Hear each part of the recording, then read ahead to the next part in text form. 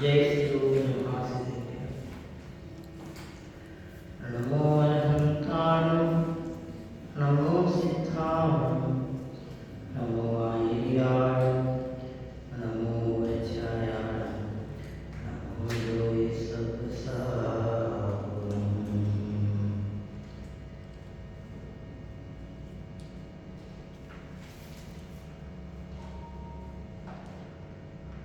मंगलम भगवान वीर मंगलम गौतमोगन मंगलम कुंद कुंदातो जयेन्द्रमोस्तमंगल सर्वमंगल मांगल्यम सर्वकल्याणकारिणं प्रधानं सर्वधर्माणां जैनं जयतु शासनं जैनं जयतु शासनं। तीन भुवन में सार दीर्घराय विज्ञान था शिव स्वरूप शिवकार नमो त्रियोग समानके। पंच परमेश्वर भगवान की अहिंसा परमो धर्म की महान जैन धर्म की। पंडित प्रवर दौलत राम जी साहब द्वारा रचित ग्रंथ श्री शहराला जी के आधार से अपनी ये सायंकालीन कक्षा का क्रम चल रहा है।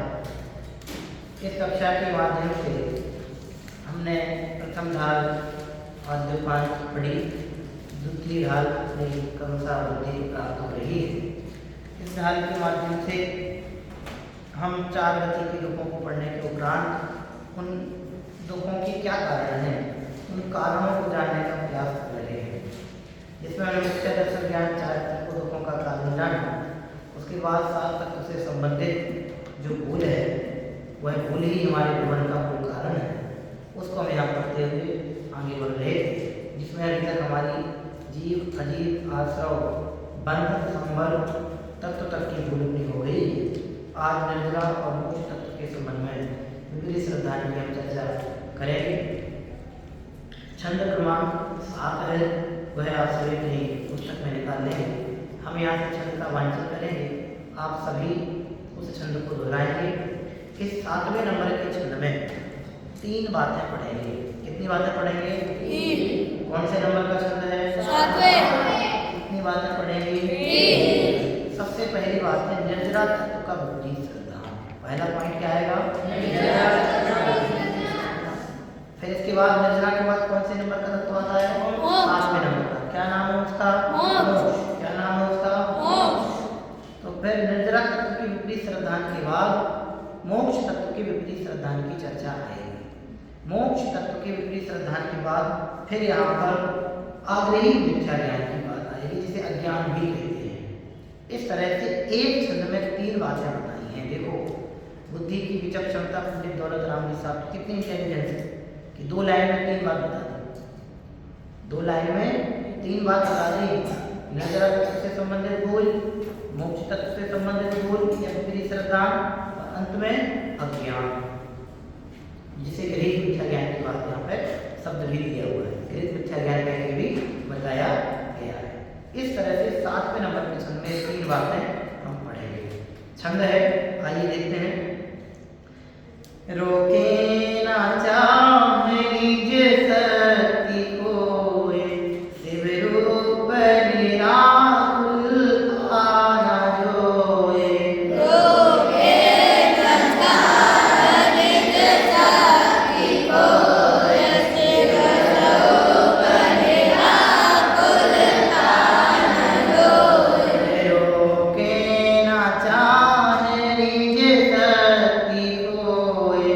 शिव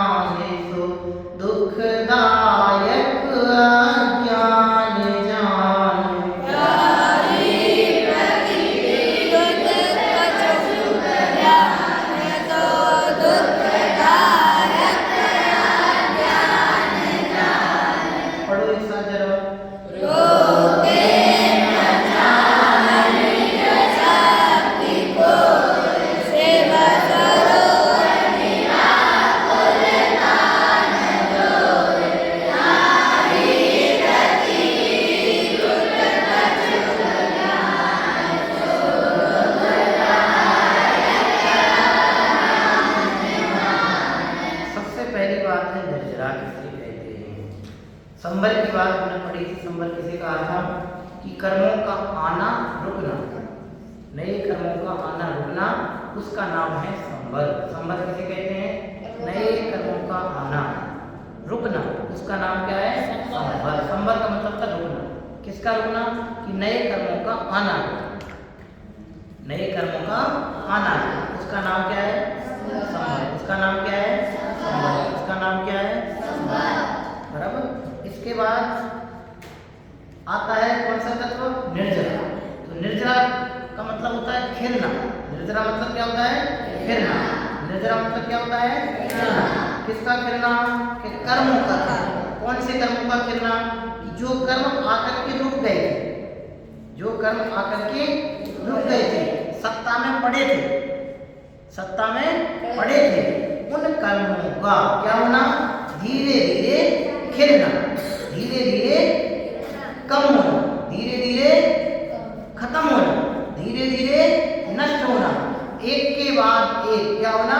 खिलते जाना। उसका नाम क्या है? उसका नाम क्या है? निर्जरा किसे कहते हैं? कि कर्मों का खिलना, उसको निर्जरा कहते। क्या कहा? कर्मों का खिलना उसे निर्जरा कहते हैं। बराबर। ये सामान्य डेफिनेशन हम निर्जरा तत्व की पढ़ते हैं। ये 7 तत्व की डेफिनेशन एक सीक्वेंस में है। जो जानता देखता है उसको जीव कहते हैं, जो जानता देखता सुख दुख का अनुभव नहीं करता उसको अजीव कहते हैं। कर्मों का आना आश्रव कहलाता है, कर्मों का आकर के रुक जाना, बंद जाना बंद कहलाता है, नए कर्मों का आना रुकना वो संबर कहलाता है।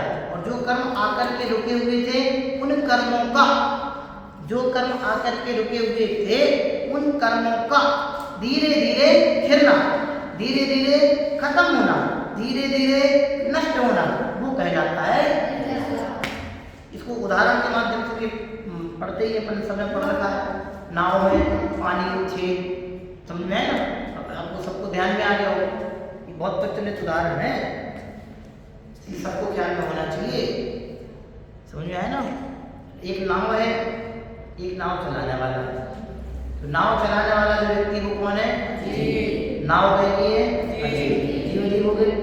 आश्रव, नाव में क्या है? छेद। उस छेद में से जो पानी आ रहा है वो क्या कहलाता है? आश्रव। वो पानी जो आ रहा है वो भरना नाव में, वो क्या कहलाता है? भरना।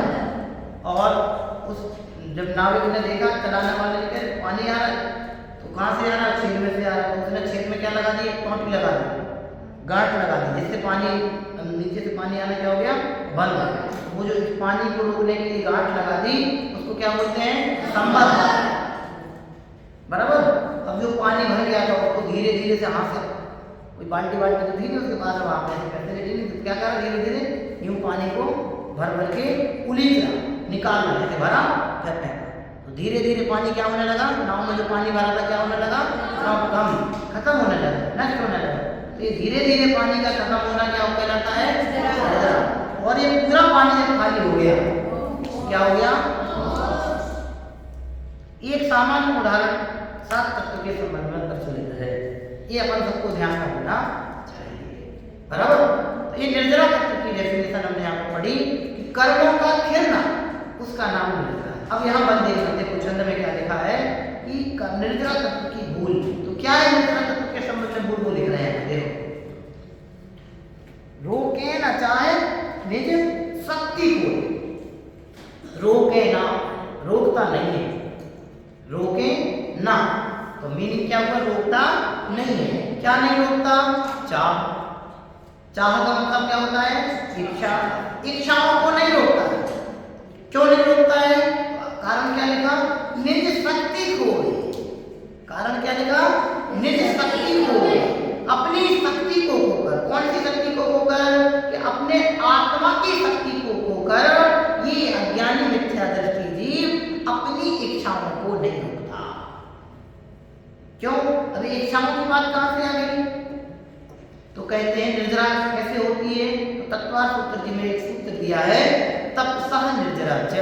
सूत्र क्या लिखा है? लिखा है आचार्य उमास्वामी महाराज ने, तपसह निर्जरा च, कि उस तप से निर्जरा होती है। तो फिर तप किसे कहते हैं?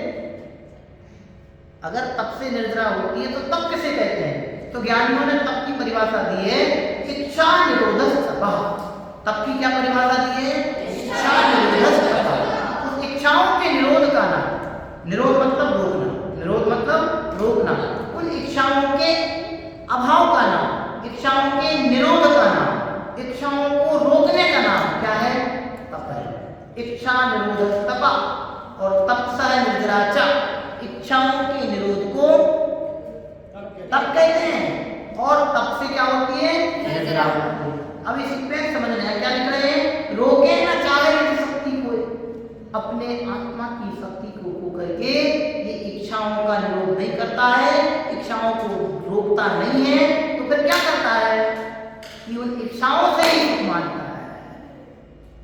इच्छाओं के अभाव में सुख था, लेकिन मानता किससे सुख है? इच्छाओं की पूर्ति से सुख है। विषयों की अभिलाषा त्यागने में सुख था, लेकिन ये अज्ञान के कारण विषयों की अभिलाषा से सुख मानता है। ये निर्जरा के संबंध में जो सुख का कारण नहीं है, जिन इच्छाओं की पूर्ति सुख का कारण नहीं है, उन इच्छाओं की पूर्ति से सुख मानता है। ये निर्जरा के संबंध में है। और ऐसा कौन करता है? अज्ञानी, मिथ्या दृष्टि, जिसे इस बात की खबर नहीं है कि एक एक इच्छा अनंत दुख की जननी है। सुनहरी आशा है दुख का द्वार, सुनहरी आशा है दुख का द्वार, जन्म जन्म तक दुख ही पाए, जन्म जन्म तक दुख ही पाए, और डूबे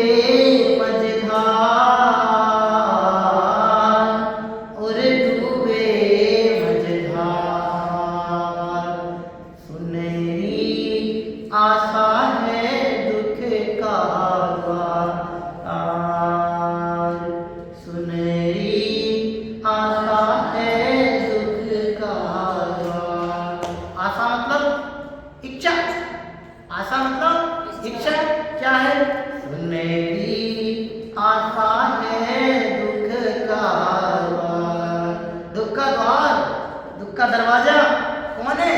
इच्छा, आशा, इच्छा, चाह, अभिलाषा, ये सब इच्छा के पर्यायवाची शब्द है।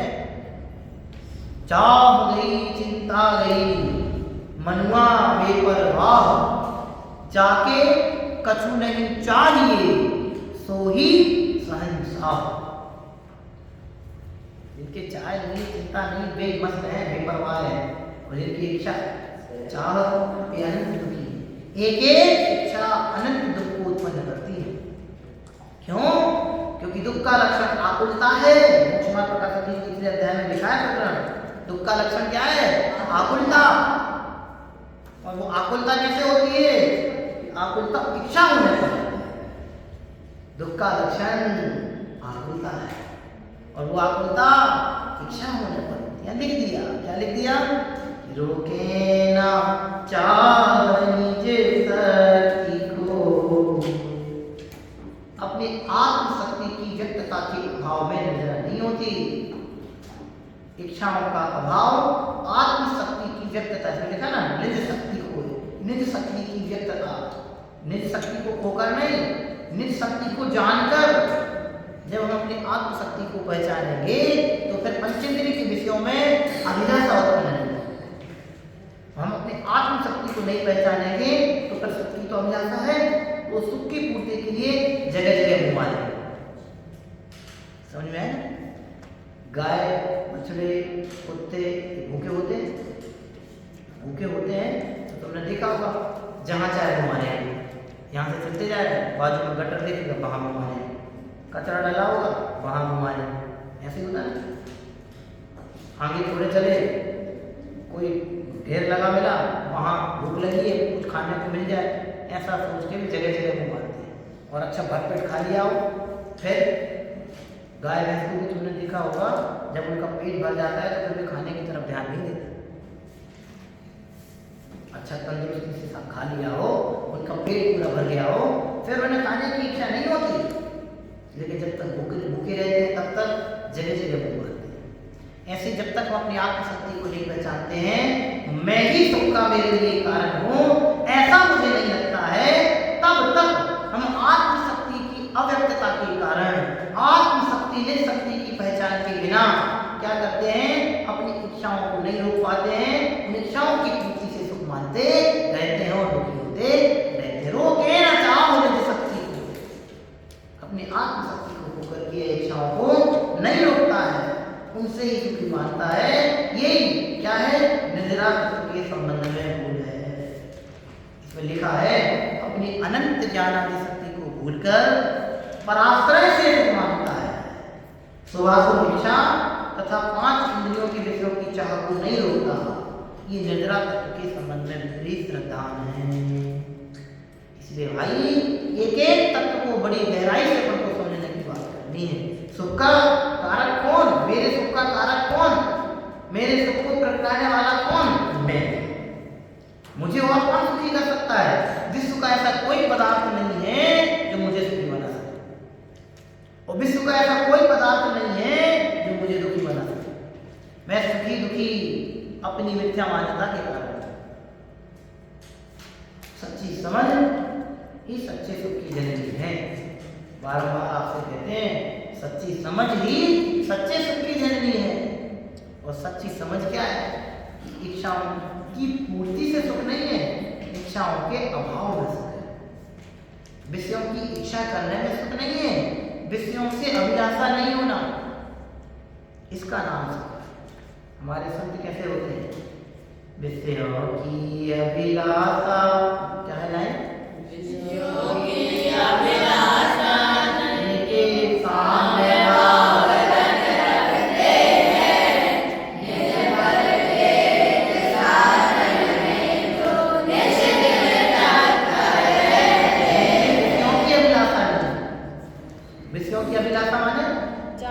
इच्छा नहीं है, चाह नहीं है। समझ में आया ना? 5 इंद्रियजन्य विषयों से सुख की क्या नहीं है, चाह नहीं है। एक भी इंद्रिय का विषय में सुखी नहीं बना सकता। एक भी इंद्रिय के विषय में इतनी ताकत नहीं जो मुझे सुखी बना सके। एक भी इंद्रिय के विषय में ऐसी लायकात नहीं जो मुझे दुखी कर सके या सुखी कर सके। उनके प्रति मेरा क्या आकर्षण है, उससे मैं सुखी दुखी होता हूँ। लिखा है कि 5 इंद्रियजन्य विषयों से या विषयों की पूर्ति से सुख मानना और अपने आत्म तत्व को या अपनी आत्मशक्ति को नहीं पहचानना है। मैंने कहा ना, रोके ना चाहे मेरी शक्ति को नहीं, कोई मतलब कोई घुमा नहीं देना, कोई मतलब भूल जाना, विसार देना, उसको पहचानना नहीं, उसको लक्ष्य में नहीं लेना, उस और अपने उपयोग को सन्मुख नहीं करना। आत्म सन्मुख उपयोग ना करके इच्छाओं की पूर्ति में सुख मानना, इसका नाम है निर्जरा तत्व के संबंध में विपरीत श्रद्धा। इसका नाम क्या है? निर्जरा तत्व के संबंध में विपरीत श्रद्धा। जहां सुख नहीं है वहां से सुख मानना, जिनमें सुख नहीं है उनसे सुख मानना। मैं आत्मा तत्कालीन शुद्ध चैतन्य प्रभु, इस शाश्वत सुख का जन्म इस ओर लक्ष्य न करके अन्य सबसे सुख मानना। लिखा है 5 इंद्रियों के विषयों की चाह को नहीं रोकना, विषयों में सुख बुद्धि होना, जो सुख का मेन कारण है, मूल कारण है, उस ओर अपने दृष्टि को इंगित नहीं करना, उस ओर अपनी दृष्टि को सूत्र प्रदान नहीं करना। ये लिखा है, रोके न चाहे निज शक्ति को, अपनी आत्मशक्ति को होकर इच्छाओं की चाह नहीं रोकता है। ये निर्जरा तत्व के संबंध में भूल। आगे क्या लिखा? शिव रूप निराकुलतान, और शिव रूप यानी मोक्ष का स्वरूप कैसा है? निराकुलता, निराकुलता है। निराकुलता में माने आकुलता से रहते हैं। आदि लाइन में बता निर्जरा तत्व के संबंध में भूल, आदि लाइन में बता रहे हैं मोक्ष तत्व से संबंध में भूल। रोके न चाहे इस शक्ति को, ये तो क्या हो गई? निर्जरा तत्व के संबंध में भूल हो गई। और शिव रूप निराकुलताना जो ये हो गई है मोक्ष तत्व के संबंध में। तो मोक्ष किसे कहते हैं? मुंचती की मोक्ष। एक और आपकी सर्वार्थ सिद्धि में परीक्षा, सर्व कर्म विप्र मोक्षो मोक्षः, सर्व कर्म विप्र मोक्षो मोक्षः। बोलो जरा एक बार, सर्व कर्म विप्र मोक्षो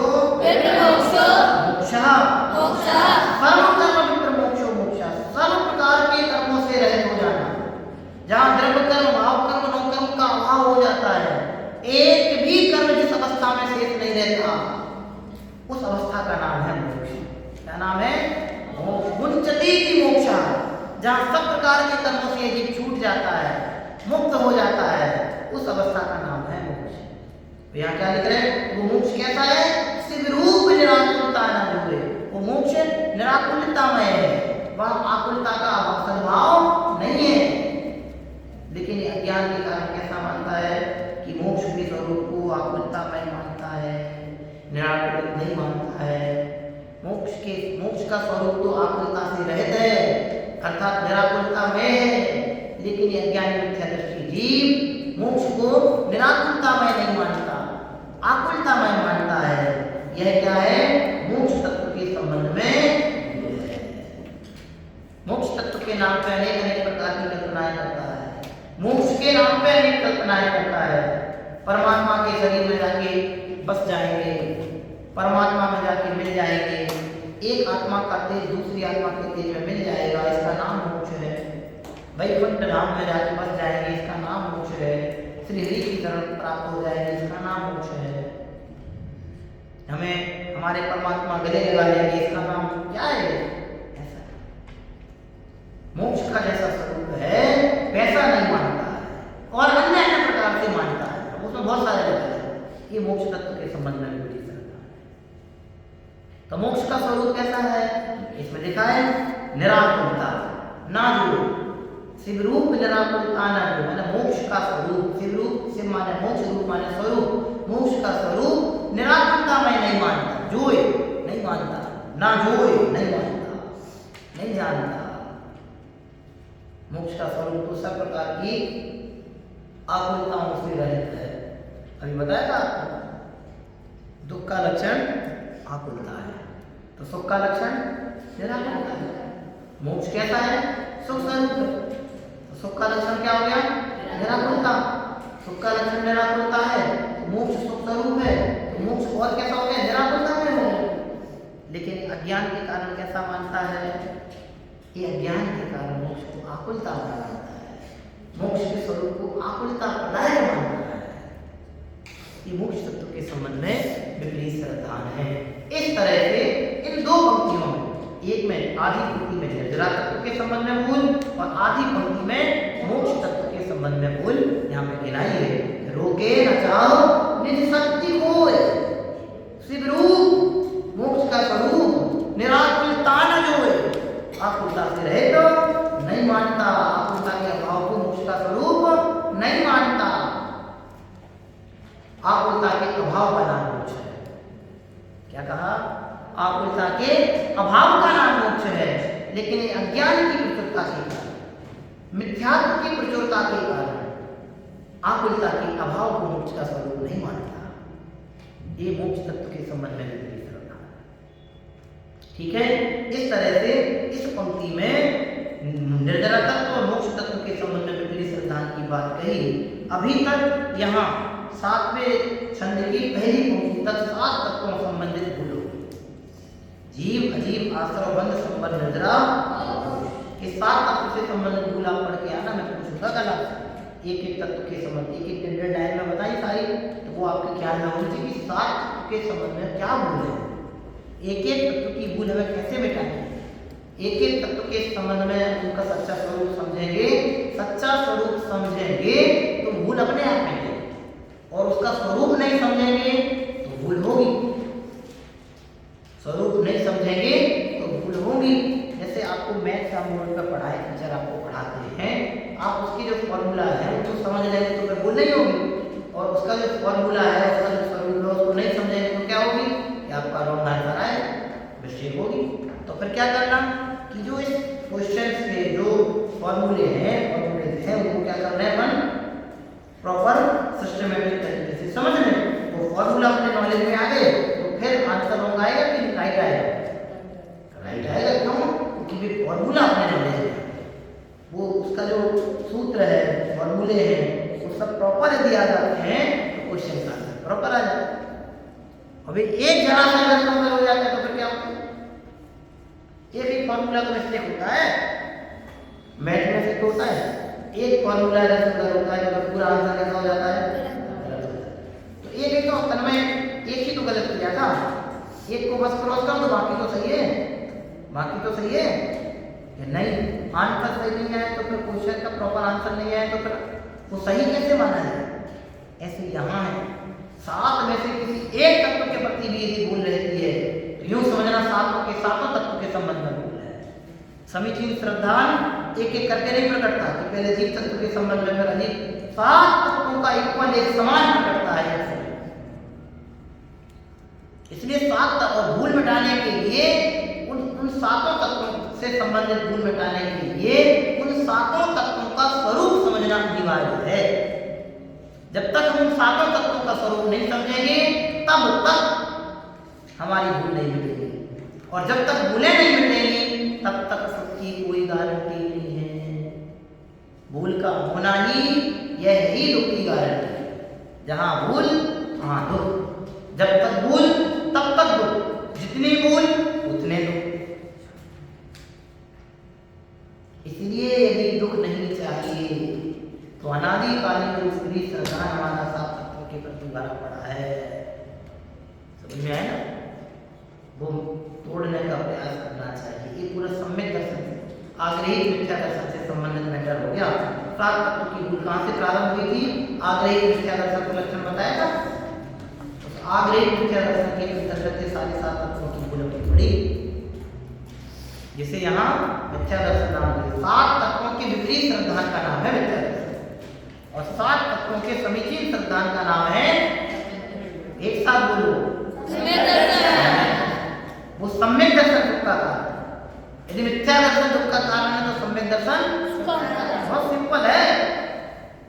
लेकिन यहाँ बैठे तो नहीं बैठे तो राम ने छह डाला, लिख के चले गए, भाई साहब पढ़ा रहे, कब तक याद करेंगे? क्यों से नहीं लिखा है, एक एक तत्व के संबंध में भूल लेना है। ये भूल हमें दुखी करने के लिए नहीं, अपितु जन्म जन्मांतरों के दुखों को मिटाने के लिए लेना है। भैया ऐसी मिस्टेक की इस कारण से दुखी, अब ये मिस्टेक नहीं करना, अब ये त्रुटियां नहीं करना, अब ये भूलें नहीं करना। एक एक भूल अनंत दुख का कारण है। ठीक है, पढ़ो छंद एक साथ। रोके ना चाहे साथी को